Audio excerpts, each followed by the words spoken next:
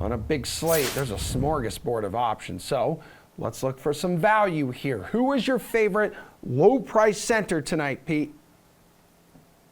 I'm going with Mikhail Granlund from the Nashville Predators. I don't think many people who are casual fans realize that this line, especially since Philip Forsberg has come back from injury, is probably one of the 10 best lines in the entire league. Right now, Matt Duchene, Granlund, and Forsberg, all better than a point per game on the season. I know we're only 2 months in but this is still really impressive for a team in Nashville that kind of sold in the offseason away some of their key players like Ryan Ellis and Victor Arvidsson. So these guys are have the Nashville group totally rejuvenated. I think they have a favorable matchup tonight. I would definitely stack certainly Granlund for 5,200. Yeah. Duchene also moderately priced 5,900. Forsberg's a little more pricey, but try to get two of those guys in your lineup against the Bruins, who are without Brad Marchand. And the Bruins seem to give up a lot of goals when they play some good teams these days without Tuukka Rask. Granlund up $200 compared to his last time out, in which he had 23 fantasy points. Paul, what about you, man? Give me some value here at center.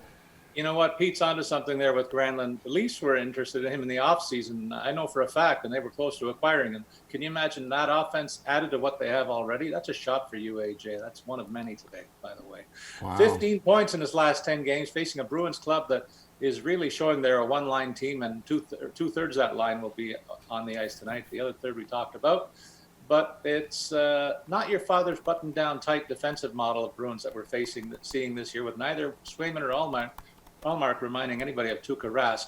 I also like Logan Couture for $5,300. He's got 8 points in his last 10 games, 19 and 21 on the season.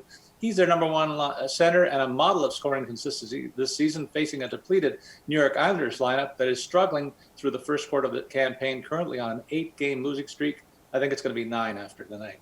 AJ, what do you want to do here? Value.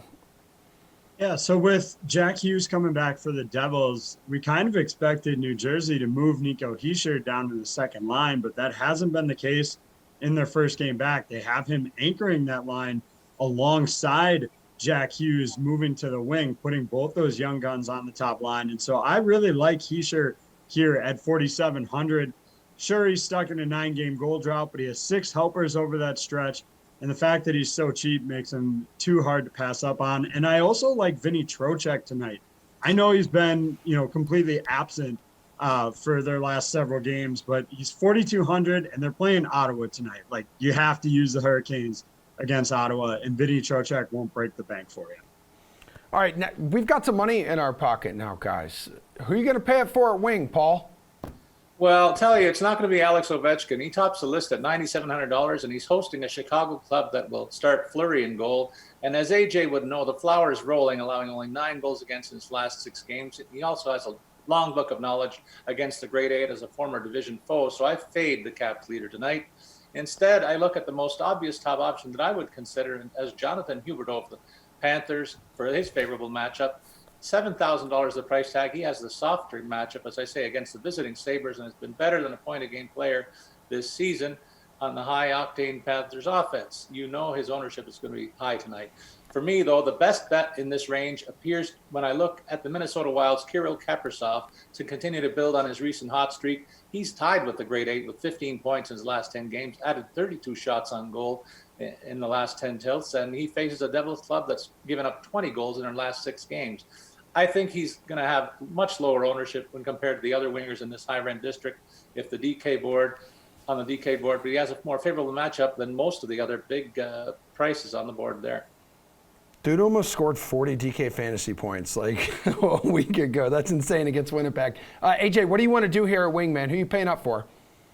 Well, I don't know if it's, paying up, but at Andrei Svechnikov at 6,700, I think you absolutely have to use him tonight. Look, I mentioned the Hurricanes here. The Senators are a disaster. They're using backup netminder Anton Forsberg tonight, who's 0-4-0 with a 5.18 goals against average in his 5 outings here. With just 1 goal in his last 14 games, that might lower the drafted percentage here for Svechnikov and scare them off a little bit. But at that price, at 6,700 with that matchup, I just can't see how you pass up on him tonight. Okay, Pete, who can you absolutely not pass up on at wing?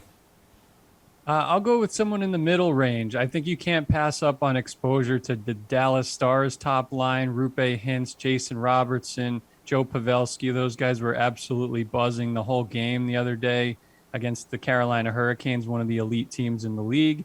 And therefore, I would say that a lineup lock for me is Jason Robertson this year, averaging double-digit DraftKings fantasy points per game. So far, 10.8.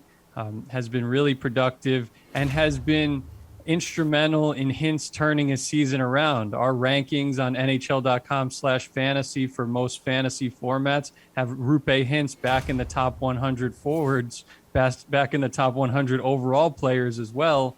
And certainly Robertson joins him. That's one of the better duos in the league when they're healthy, and they are right now. So I'll go Jason Robertson for a very moderate price of $4,800.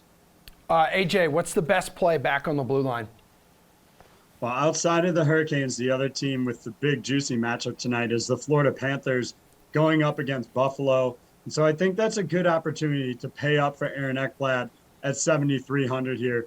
Just the fact that he has 18 shots in his last 5 games gives him a fantastic floor in this one.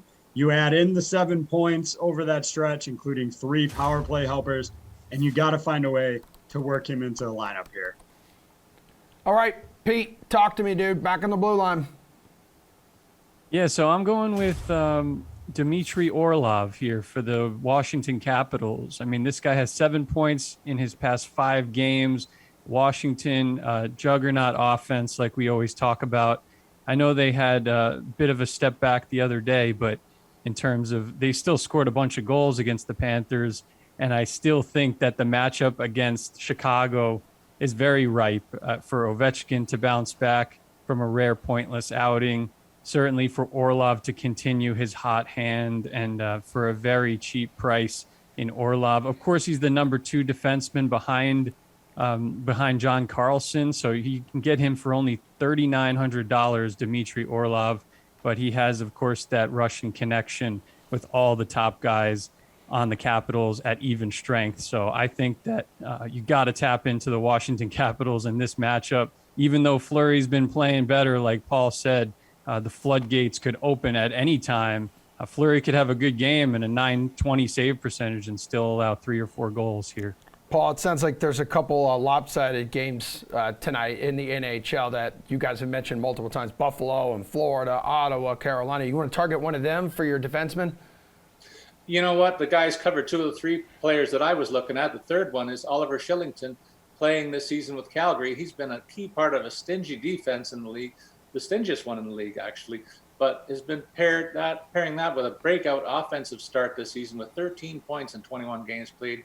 Featured regularly as a power play point man too. He should easily be worth the $4,600 price tag against the Kings club that has lost 6 of their last 7 games and given up 25 goals along the way. All right, guys, we'll bring it home with this. I know it's early, but which goalie matchup are you thinking about targeting? Pete? I'm going with the easy one here. I think there are some decent matchups elsewhere, like, you know, AJ was talking about the Canes, but Antti Ranta is going to start, and he's almost the same price as Sergei Bobrovsky in DraftKings. So, yes, I will opt for the 8-0-0 Sergei Bobrovsky, .939 save percentage at home this season against the Buffalo Sabres. So, and, you know, I know that Buffalo's getting Casey Middlestad back. They're going to have a little bit of glimmer offensively against the grain, but I think 9 times out of 10, you're going to see Florida win this game convincingly. And Sergei Bobrovsky, let's be real, he has shutout potential here, assuming he gets the call, and he is expected to start for Florida. Paul, what do you want to do in the crease? You know what, buddy? When I checked the prices here, I thought there was an error. When I scanned down the list and I saw Calgary's goalies, Markstrom and Vlad, both priced at $7,200. I can't believe that. I think somebody goofed. I mentioned the stout Calgary defensive scheme and how porous LA has been lately. I think this is a mismatch in favor of the visitors, so I'll gladly pay down to $7,200 to get arguably the trophy leader at the quarter turn here. And if you want a guy who should have a lower ownership than him, though, but comes with a similar high win probability, I would recommend San Jose's 8-0 with his favorable matchup against the struggling Islanders for only $7,600. All right, who's worth loading up on here at goalie, AJ? Yeah, I'm with the guys on all accounts here, really. I do think you could still consider Antti Ranta. I get it's not, Freddie Anderson, a little bit more concerning. But the Ottawa Senators, again, are just so bad that you have to at least consider it.